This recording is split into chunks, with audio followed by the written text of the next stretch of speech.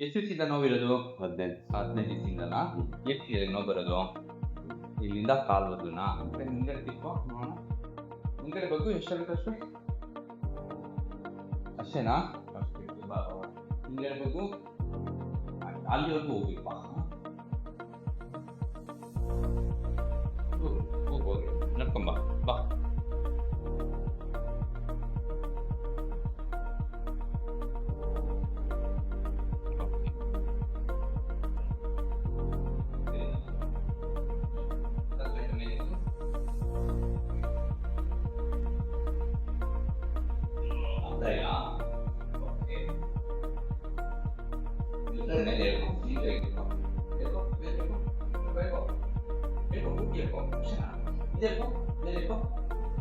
ಇದು normal test ನೋಡಿ, ಸ್ವಲ್ಪ ವೀಕ್ ಇದೆ.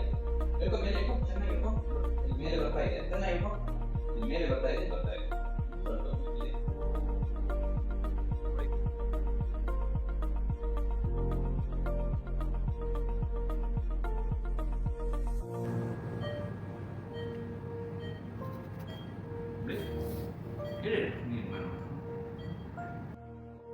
ನೋವು ಕಮ್ಮಿ ಆಗ್ತದೆ.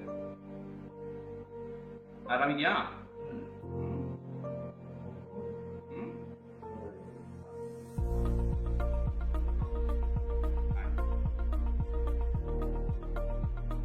ನೋವು ಕಮ್ಮಿ ಆಗ್ತಾಯ್ತಾ?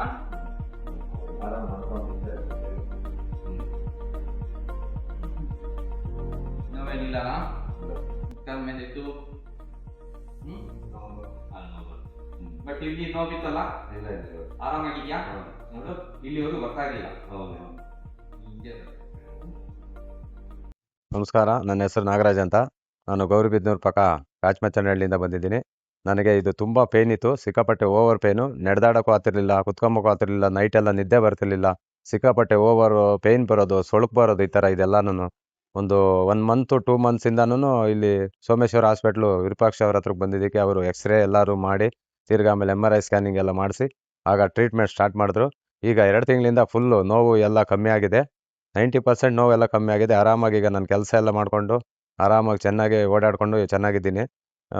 ಸೋಮೇಶ್ವರ ಹಾಸ್ಪಿಟ್ಲಿಗೆ ಬಂದಿದ್ದಕ್ಕೆ ಒಳ್ಳೆ ಡಾಕ್ಟ್ರು, ಒಳ್ಳೆ ಮೆಡಿಸನ್ನು, ಇಂಜೆಕ್ಷನ್ಸ್ ಎಲ್ಲ ಕೊಟ್ಟು ಇದು ಮಾಡಿದ್ರು. ವಿರೂಪಾಕ್ಷ ಅವ್ರಿಗೆ ಥ್ಯಾಂಕ್ಸ್ ಹೇಳೋಕ್ಕೆ ಇಷ್ಟಪಡ್ತೀನಿ. ನಮಸ್ಕಾರ ಎಲ್ರಿಗೂ.